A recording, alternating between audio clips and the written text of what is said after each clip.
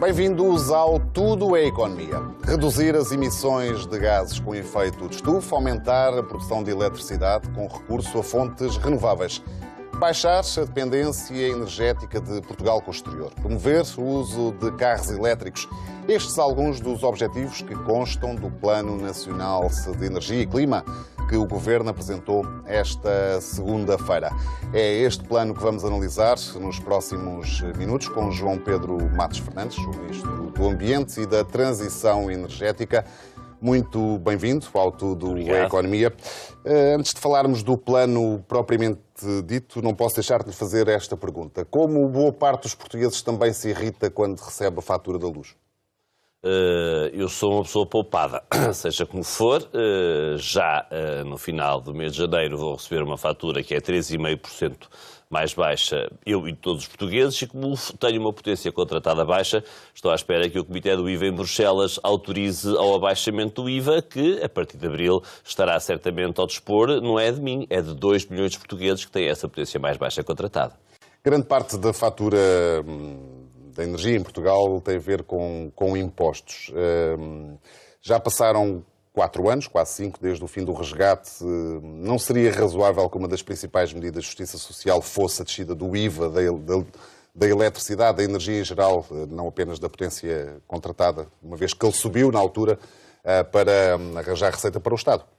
O IVA da eletricidade na potência contratada vai, de facto, baixar a partir deste ano. E o que eu posso dizer é que o anterior Governo deixou uma previsão de aumento da energia a cada ano entre 1,5% e 2% acima da inflação e que neste ano 2019, independentemente da variação do IVA, essa vai a crescer, repito, para 2 milhões de portugueses, ou para 2 milhões de contratos, para ser mais rigoroso, o que significa ainda mais pessoas, a eletricidade baixou de 3,5%.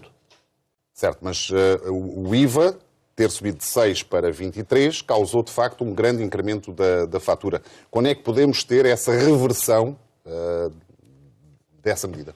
Eu acho que é verdadeiramente importante é nós reduzirmos o déficit tarifário. E este ano as receitas que foram alocadas à redução desse déficit tarifário são muito significativas e vão continuar nos próximos anos. Só a partir do fundamental foram 160 milhões de euros foram transferidos para a redução desse déficit tarifário, que é uma parcela que é paga porque essa dívida tem que ser remunerada, é paga pelo comum dos portugueses. Portanto, é esse o caminho que nós estamos a fazer, bem como criar condições para que muito depressa no sistema eletroprodutor a energia que é produzida seja de facto a um preço inferior ao preço de mercado e, por essa via, todos os portugueses vão beneficiar. Vale mesmo a pena ir à origem e não ficarmos só apenas na questão fiscal. Mas a questão fiscal será importante para determinar o preço que as pessoas pagam ao fim do mês. A questão fiscal é certamente importante, sendo que, repito, nós somos um país muito rico num conjunto de recursos que podem ser utilizados para gerar energia elétrica, a componente hídrica, a parte solar e o vento. E aquilo que nós estamos é a desenhar um modelo, que foi hoje anunciado e que em junho estará concretizado, que vai fazer com que a energia elétrica seja gerada através destes modos a preço muito mais baixo que o preço de mercado, porque, como sabe, este é um mercado marginalista e quem fixa o preço da própria energia em mercado são, e de certeza até 2030 assim será, os combustíveis fósseis. A descida do IVA nunca esteve em cima da mesa do Conselho de Ministros? A descida do IVA da energia? Não esteve. Aliás, foi dito que o Governo prometeu, eu recordo-me até de uma entrevista do Sr. Primeiro-Ministro em que ele foi muito cético relativamente à descida do IVA. O que é absolutamente importante é nós criarmos outras formas de gerar energia elétrica que sejam mais baratas e é inevitável que com o crescimento da taxa de carbono em Portugal e em todo o mundo a geração de energia elétrica a partir de combustíveis fósseis aumente. E por isso esta nossa responsabilidade de garantir a produção dessa mesma energia elétrica mais barata, isso vai refletir-se no bolso de todos os consumidores. Este inverno não está a ser especialmente chuvoso, aparentemente. Que garantias nos pode dar de que no próximo verão não vamos ter situações de seca extrema, como aquelas que vimos no ano passado, que não vai faltar água no abastecimento às populações? Eu tenho sempre muita dificuldade em passar nestes momentos uma mensagem de despreocupação, porque o que é absolutamente fundamental é que se poupe água. É absolutamente fundamental poupar água nas nossas casas, as autarquias na lavagem das ruas, na rega de espaços verdes, os agricultores na rega das culturas temporárias. Portanto, nós temos mesmo que poupar água. Agora, o ano passado não faltou água a ninguém e, por esta altura do ano, 95% do território estava em seca moderada, extrema ou severa. Os dados que temos hoje é que só 15% do território é que está em seca ligeira.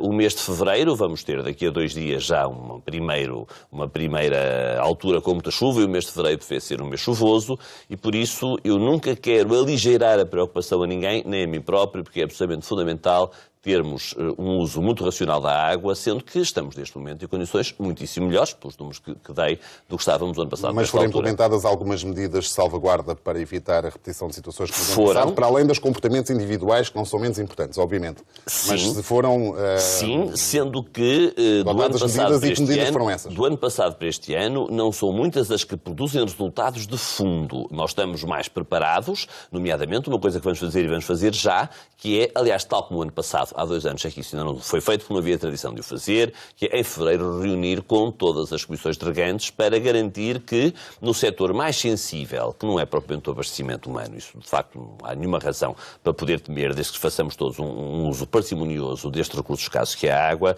vamos então já em fevereiro perceber, subbacia hidrográfica a subbacia hidrográfica, aquilo que temos de fazer para transferir a água com o tempo. Essa transferência foi feita ano passado e por isso não houve nenhum problema de maior na rega, não foi feita há 2 anos e quando ela foi evidente, porque faltaram as chuvas de primavera há 2 anos, ali em junho, julho, já era tarde e algumas restrições tiveram que ser impostas. E essas transferências, neste momento, há alguma situação mais óbvia que seja já visível? Essas transferências a acontecerem vão ser entre albufeiras dentro da mesma bacia hidrográfica, é assim que elas devem ser feitas, e também entre a bacia hidrográfica do Guadiana, ou se quiserem para ser mais rigoroso ou mais concreto do Alqueva, para a bacia hidrográfica do Sado, que é onde o problema é maior. Isso não poderá tornar a água do Alqueva ainda mais cara? Não, o valor da água do Alqueva é o que é, são 3 cêntimos por metro cúbico para a rega e vai se manter como tal. Falamos então do plano propriamente dito, que o Governo anunciou esta segunda-feira. Um dos objetivos até 2030 é reduzir de 45% a 55% as emissões de gases com efeito estufa, isto comparando com 2005. Como é que vai ser feita essa redução? Muito bem. O PNEC é um documento, por um lado, o PNEC, Plano Nacional de Energia e Clima, é um documento, por um lado, obrigatório, todos os países da União Europeia o têm que o fazer, com um compromisso em que definem metas e a forma de lá chegar, mas que, ao mesmo tempo que é obrigatório, está muito bem enquadrada com a nossa aposta. E a nossa aposta é uma aposta de mais longo fogo, é uma aposta de sermos neutros em 2050. Ser neutros em carbónio em 2050 significa reduzir de 6 para 1 as emissões de hoje, para ser mais rigoroso, de 2005, que é o nosso ano de referência. Ou seja, temos que passar de 68 megatoneladas de CO2 para 12 megatoneladas de CO2. Ser neutro não quer dizer emissão zero, quer dizer que os sumidouros naturais de carbono, que em Portugal são essencialmente florestais, compensam estes mesmos 12 megatoneladas de carbono.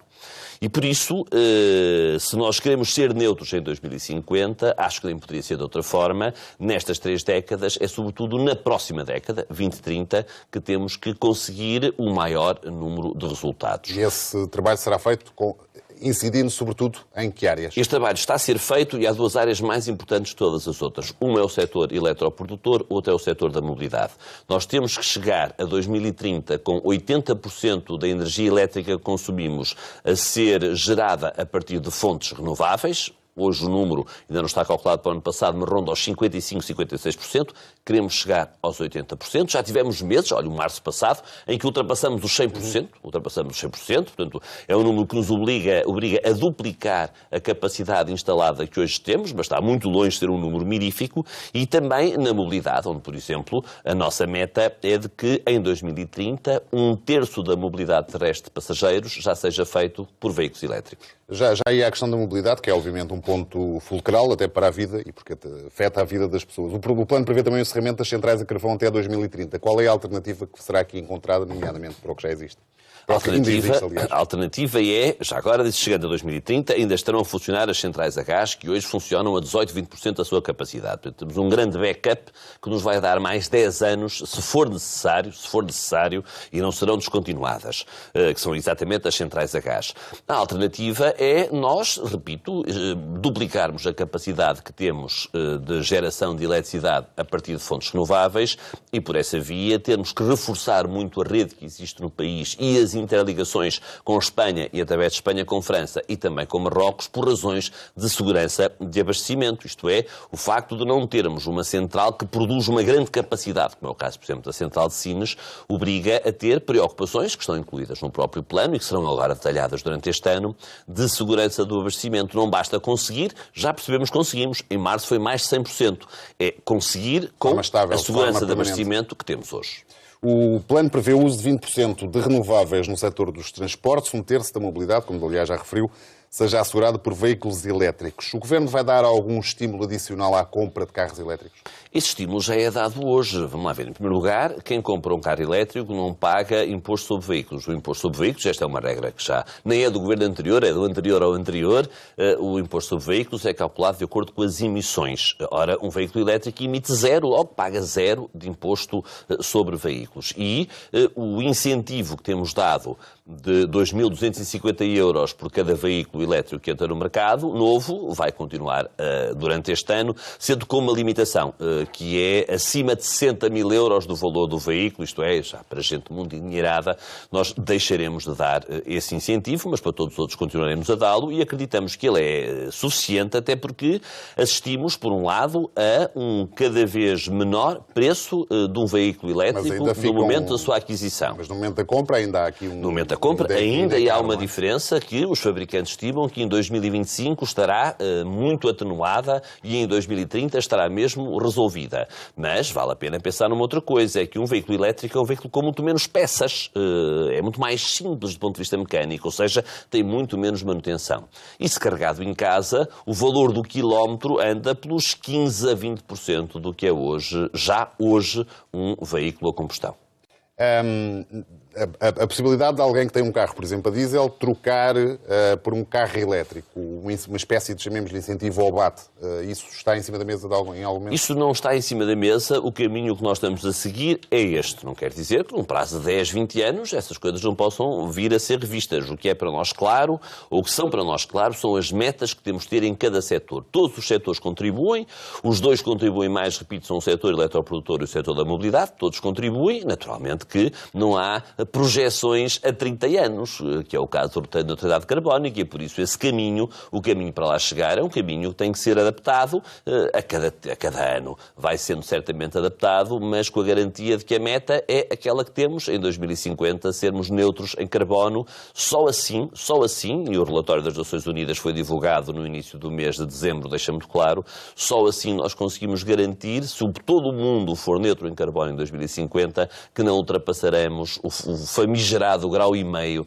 no final deste mesmo século, como aumento da temperatura média da Terra, contada a partir do início da Revolução Industrial. Na Alemanha já foram aprovadas medidas para proibir a circulação de carros a gasóleo, a motores diesel. O Governo admite também proibir o diesel nas cidades em Portugal? Em algumas cidades alemãs não foi não uma é generalizado, medida do governo. Aquilo que eu sinto que faz sentido, aquilo que faz sentido e deve fazer sentido é na próxima legislatura ser dada por lei capacidade às autarquias de o poderem fazer. Isso é que eu sinto que é importante. Já agora, para tudo o que é na mobilidade, recordo-me daqui a uns meses, hoje essa discussão, felizmente, saiu do espaço público, o discutir contingentes, eu acho que deve ser dada a uma autarquia a liberdade de poder dizer que o contingente de automóveis que entram na sua cidade é de tanto. E, naturalmente, que isso deve ser também ser filtrado por aquilo que são as emissões que um veículo gera ou, sobretudo, que um veículo não gera. Não há nenhuma intenção do Governo de ter aqui qualquer tipo de proibição. Aquilo que nós sentimos é que esta é uma tecnologia, a tecnologia elétrica na mobilidade, cada vez mais banal do transporte individual, mais banal do transporte coletivo. Se me permitam um exemplo muito claro. Neste momento estão a ser adquiridos em Portugal, financiados pelo Ministério do Ambiente, 715 autocarros do país todo de elevada performance ambiental. Isto foi feito através de 2 avisos. Há cerca de 2 anos, menos 1 ano e meio, foi feito um aviso em que 15% dos autocarros eram elétricos. Concluímos há 3 meses. 41% dos autocarros são elétricos. Isto o Governo não tem aqui nenhuma intervenção direta. As empresas que têm autocarros de passageiros é que estão a fazer esta opção. Ou seja, há uma cada vez maior confiança na maturidade da tecnologia, porque depois o quilómetro, aí não há mais pequena dúvida, sai muito mais barato. O Sr. Ministro disse numa entrevista este fim de semana que quem comprar um carro a diesel, muito provavelmente daqui a 4 ou 5 anos, não vai ter grande valor na sua troca. Ora, a Associação Automóvel de Portugal acusou esta segunda-feira de não ter ponderado o impacto das palavras na atividade das empresas do setor automóvel. Diz mesmo que não há qualquer correspondência com a realidade. Arrepende-se de ter feito esta consideração sobre os carros a gasóleo? Rigorosamente nada, e é muito fácil de a demonstrar. Se nós acreditamos que em 2030 um terço da mobilidade vai ser elétrica, e em 2025 o valor de um carro elétrico comprado novo vai ser muito parecido com de um veículo a combustível, sendo normalmente o tempo médio de duração de um carro 4 a 5 anos, nós estamos em 2019, ou seja, em 2023, 2024 é quando esse carro será revendido. Não há aqui, eu ouvi dizer, não há nenhuma imposição da União Europeia. Não há nenhuma imposição da União Europeia. Estão previstas medidas fiscais? Não estão previstas medidas fiscais. Quando muito nunca deixará de ser agravada, nem pode deixar de o ser, a taxa de carbono tem reflexo sobre o combustível, ainda que seja um preço marginal. Agora, aquilo que eu sinto é que os fabricantes de automóveis estão muito apostados nesta mudança para a eletricidade. Não vão querer vender, ou pelo menos não vão querer fabricar menos automóveis. Mas olha, há 15 dias atrás, uma grande empresa europeia de automóveis, uma grande notícia que saiu nos jornais portugueses e que todos puderam ler, disse assim: nós em 2025 só queremos vender metade dos carros que vamos fabricar. Ou seja, a outra metade é para quê? Para soluções de partilha, para soluções de sharing, em que muitos serão certamente elétricos. Com que vantagem? Com a vantagem de, sendo os materiais finitos, a ideia desse mesmo fabricante e de muitos outros é que, passados 3, 4, 5 anos de utilização, eles regressem com o V de volta ao fabricante para que esses mesmos materiais possam ser aproveitados para fazer novos veículos. Há uma intenção clara, portanto, como já aqui vimos, de reforçar o peso das energias renováveis em Portugal. Mas, ao mesmo tempo que o Governo inscreve isto no plano, obriga as empresas também produtoras de energia renovável, que usam a energia renovável, a pagar a contribuição extraordinária sobre o setor energético. Isto não é contraditório? Na sua frase falta aí uma interpelação com alguma relevância. É porque as únicas empresas que o fazem são aquelas que têm tarifa garantida. E são essas e só essas. Vamos lá ver. Nós temos de ter uma transição justa, e uma transição justa significa também o quê? Uma maior eletrificação do país e, consequentemente, um desagravar do preço de energia elétrica de que falamos no início desta conversa. E esse desagravar é feito, sobretudo, neste momento, enquanto as outras fontes de energia não estão disponíveis para todos, vão estar em breve com os leilões que queremos lançar. Nós temos que garantir que o preço de energia baixa e a nossa aposta é baixá-la reduzindo o déficit tarifário. E, ao contrário do que acontecia até um ano atrás, 95% da SES, da contribuição sobre o setor energético, vai direitinha para a redução desse déficit tarifário. Por isso é que a energia elétrica este ano já baixa de 10,5%. A contribuição extraordinária sobre o setor energético é suposto ser, como o próprio nome indica, extraordinária. O resgate do país, eu já aqui disse isto, acabou em 2014. Quando é que acaba esta contribuição extraordinária sobre o setor energético? Eu direi que com a regra que estabelecemos este ano, ela é de facto extraordinária, no sentido diferente da ordinária. Isto é, não tem nada de extraordinário, como imaginamos os dois. Agora, ela acaba quando acabar o déficit tarifário e aqueles que não pagavam essa SES e este ano disponibilizaram para pagar e já pagaram, reconheceram isso mesmo. Muito se fala sobre as rendas excessivas. Também se tem falado muito, aliás, há uma comissão parlamentar de inquérito sobre isso. Se são excessivas, podem baixar? Vamos lá ver. O que é que são rendas excessivas? Não vou mesmo meter-me neste assunto, enquanto uns dizem que sim e outros dizem que não. Há uma coisa que eu não tenho dúvidas. Portugal foi pioneiro na introdução das energias renováveis, com o reconhecimento que daqui resulta. Na altura, a maturidade tecnológica era muito inferior àquela que é hoje. E, portanto, eu não vou dizer que os contratos são todos assim ou são todos assado, mas não tenho a mais pequena dúvida que era preciso pagar um prémio para que, de facto, a energia elétrica fosse gerada a partir de fontes renováveis. Isto hoje não faz qualquer sentido. Aliás, repito, a ideia que até há pouco tempo se defendia, que ainda hoje se defende, que elas devem estar a valor de mercado, eu não concordo. Eu acho que a energia gerada a partir de fontes renováveis tem que estar abaixo do valor de mercado, porque não faz sentido hoje que se pague mais numa produção banal, por exemplo, de energia a partir do solar, do que 35 euros por megawatt-hora, que é um valor muito inferior à fixação, por exemplo, no MIBEL do valor de energia elétrica, olha, no dia de hoje. Dito isto, A questão essas rendas ditas excessivas podem baixar com benefício para os consumidores? Essas rendas estão a baixar e, com os leilões que queremos lançar, elas vão certamente baixar, isto é, vão mesmo passar a deixar de ser rendas, nem excessivas nem deixar de ser excessivas, vão passar a ser tarifas fixas a um valor mais baixo que o valor que o mercado está a oferecer. Como é que o Governo articula este plano de eficiência energética com as empresas produtoras, que é uma área também fundamental, com as empresas produtoras de energia? Vamos lá ver, eu acho que é fundamental ele ser articulado e é isso que nós estamos mesmo a fazer. O Estado aqui defende um superior bem público, que é o garantir a descarbonização do país. E esse é que é o superior bem público. O Estado não faz investimentos diretos, nós não temos de uma empresa que produz energia, nem sequer temos de uma empresa que transporte energia, porque a REN também foi privatizada. E por isso nós só conseguimos... Nós não temos o Estado, portanto, no setor público. O Estado. Portugal tem. Grandes empresas e grandes marcas, aliás, associadas e conhecidas mundialmente com investimentos fora de Portugal. E nós só conseguimos isso garantindo um padrão estável para esses mesmos investimentos. A Associação Ambientalista Zero, a propósito deste programa, diz que estes programas de eficiência energética em curso estão longe de ser um sucesso. Dá o exemplo do programa Casa Eficiente, que, reconhecidamente, já foi reconhecido recentemente, está longe dos objetivos. Porquê é que este plano vai agora ser bem sucedido? Vamos lá ver. Eu acho que eu começo por dizer uma coisa que a Associação Zero não pode deixar de reconhecer. A Associação até elogia o plano, mas há muitas frentes em que há... independentemente do governo que ele liderou, e sendo também evidente que foram sobretudo os governos do Partido Socialista que foram mais progressistas desta matéria, desde o protocolo de Kyoto, que foi a primeira vez que houve um compromisso em torno de metas de descarbonização, Portugal cumpriu-as todas. Todas. Nunca falhamos uma. E temos médias muito mais ambiciosas que a União Europeia. As nossas metas para 2030 são muito mais ambiciosas que as da União Europeia, porque existem ainda países que estão numa posição mais frágil do que a nossa, comparado com a Espanha, isso é evidente.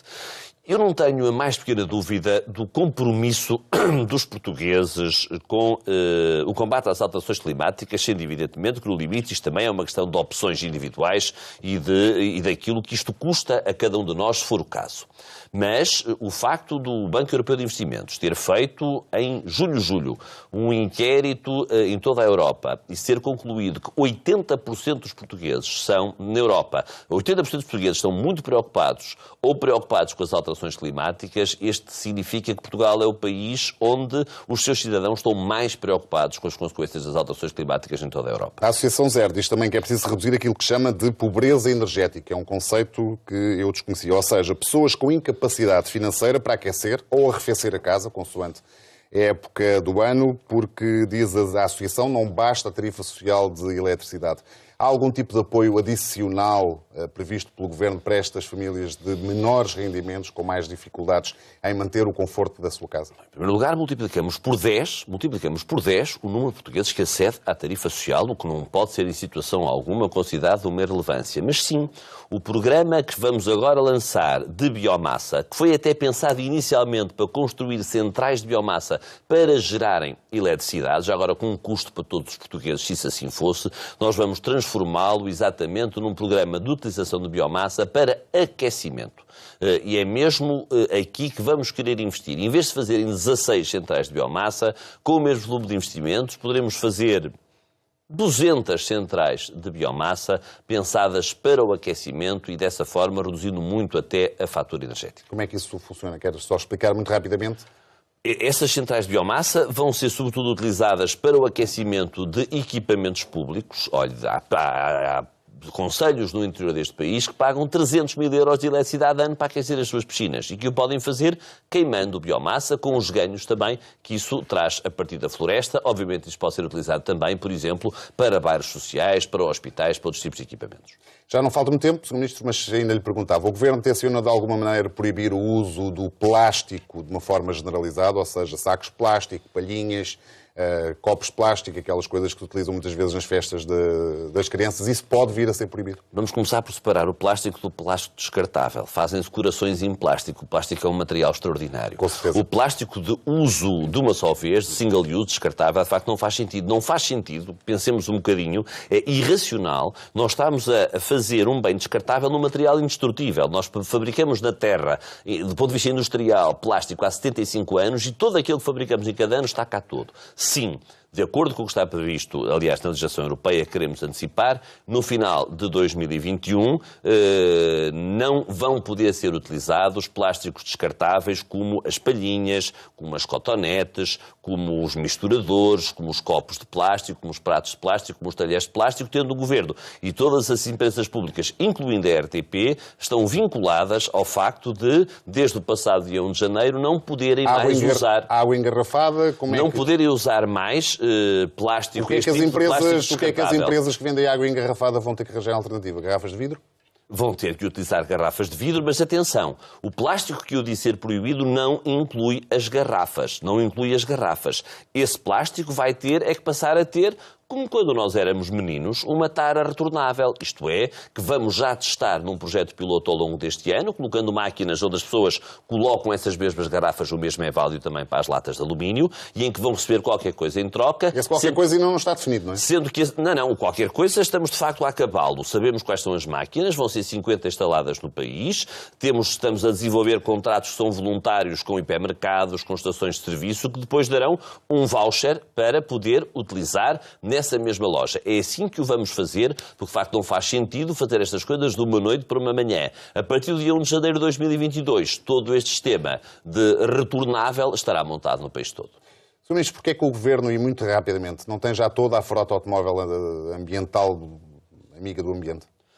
Há aqui, sem dúvida, um investimento que é grande para ser feito, mas, ouça, olha, o programa Ecomob, que é um programa da administração pública, tem colocado a cada ano centenas de carros elétricos ao dispor de diversas instituições do Estado, que as mais das vezes têm no início alguma resistência por parte de quem os vai utilizar e que ao fim do mês não querem outra coisa que não seja conduzir um carro elétrico. Já agora, o seu carro pessoal é elétrico? Eu não tenho nenhum carro pessoal. O carro com que ando no Ministério, sim, é elétrico. Sr. Ministro, muito obrigado pela presença neste Tudo é Economia.